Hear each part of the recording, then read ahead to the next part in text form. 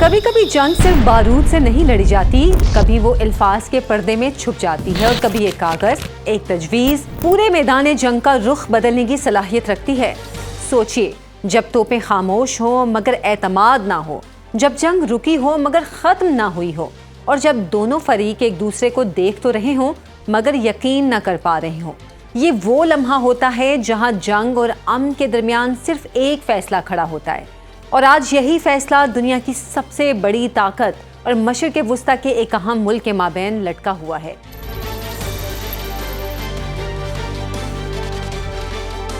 السلام علیکم، میں ہوں عائشہ ذوالفقار اور آپ دیکھ رہے ہیں سنو ایکسپلینز۔ آج ہم بات کریں گے ایران کی اس نئی 14 نکاتی تجویز کی جو بظاہر جنگ کے خاتمے کی امید ہے، مگر اس کے پیچھے چھپی حقیقت اس سے کہیں زیادہ پیچیدہ ہے۔ یہ تجویز کیا ہے؟ امریکہ اسے کیوں قبول نہیں کر پا رہا؟ اور کیا یہ واقعی امن کی طرف ایک قدم ہے یا صرف وقت خریدنے کی ایک حکمت عملی ہے؟ ایران نے حالیہ دنوں میں امریکہ کے سامنے ایک نئی 14 نکاتی تجویز پیش کی ہے جس کا مقصد اس جاری تنازع کو مستقل طور پر ختم کرنا ہے۔ یہ تجویز ایک ایسے وقت میں سامنے آئی ہے جب دنیا پہلے ہی معاشی دباؤ کا شکار ہے اور اس جنگ نے عالمی معیشت کو ہلا کر رکھ دیا ہے۔ دلچسپ بات یہ ہے کہ یہ تجویز اچانک نہیں آئی، بلکہ یہ امریکہ کی اپنی 9 نکاتی تجویز کے جواب میں تیار کی گئی ہے۔ امریکہ چاہتا تھا کہ پہلے ایک عارضی جنگ بندی ہو اور پھر بات چیت کے ذریعے معاملات طے کیے جائیں، لیکن ایران کا موقف مختلف ہے۔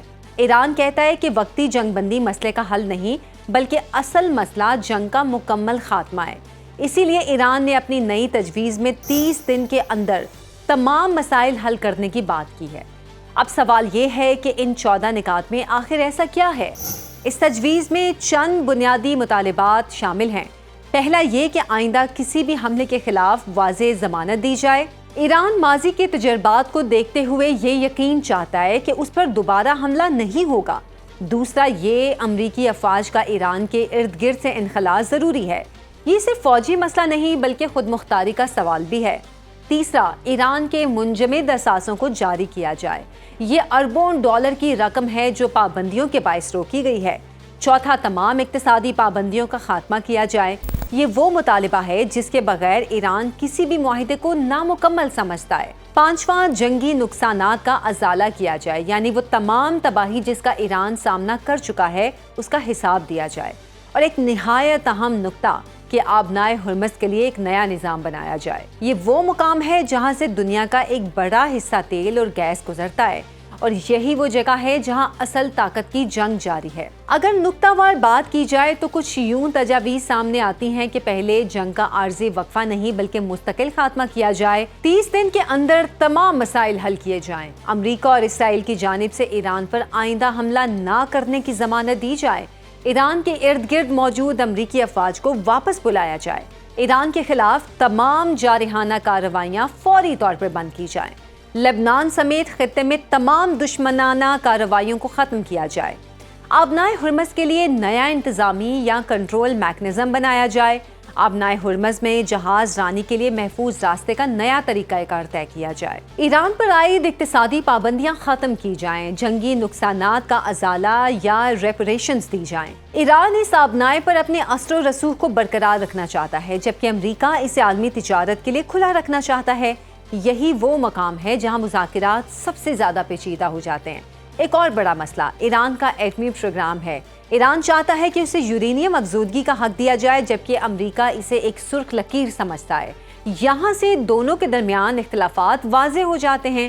ماہرین کے مطابق ایران نے اپنی پوزیشن میں کچھ نرمی ضرور دکھائی ہے، لیکن بنیادی نکات اب بھی وہی ہیں جو امریکہ کے لیے قابل قبول نہیں۔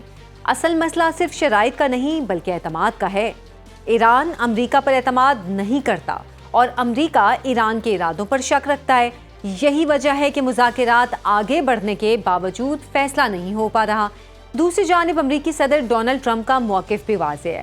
وہ اس تجویز کا جائزہ لے رہے ہیں لیکن ساتھ ہی یہ اندیا بھی دے چکے ہیں کہ اگر ایران نے کوئی غلط قدم اٹھایا تو حملے دوبارہ شروع ہو سکتے ہیں۔ یہ ایک عجیب صورتحال ہے، ایک طرف مذاکرات، دوسری طرف جنگ کی دھمکی۔ حقیقت یہ ہے کہ جنگ بظاہر رکی ہوئی ہے لیکن مکمل طور پر ختم نہیں ہوئی۔ دونوں ممالک اب بھی ایک دوسرے کے جہازوں کو نشانہ بنا رہے ہیں، انہیں روک رہے ہیں اور سمندر میں خاموش جنگ جاری ہے۔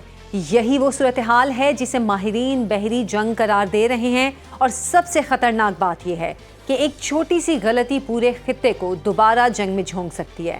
اب سوال یہ ہے کہ کیا یہ تجویز واقعی عمل لا سکتی ہے یا یہ صرف ایک اور باب ہے اس طویل کشمکش کا جو برسوں سے جاری ہے؟ اگر گہرائی میں دیکھا جائے تو یہ صرف دو ممالک کا تنازع نہیں، یہ طاقت، معیشت اور عالمی اثر و رسوخ کی جنگ ہے۔ ایک طرف امریکہ ہے جو اپنی عالمی برتری برقرار رکھنا چاہتا ہے، دوسری طرف ایران ہے جو اپنی خود مختاری اور علاقائی حیثیت کا دفاع کر رہا ہے، اور ان دونوں کے درمیان دنیا کی معیشت اور خطے کا امن کھڑا ہے۔ آخری بات، یہ فیصلہ اب صرف مذاکرات کا نہیں رہا، یہ فیصلہ اس بات کا ہے کہ دنیا کا نظام کس اصول پر چلے گا، طاقت کے اصول پر یا اعتماد کے اصول پر، اور جب تک یہ سوال حل نہیں ہوتا شاید جنگ بھی مکمل ختم نہ ہو سکے۔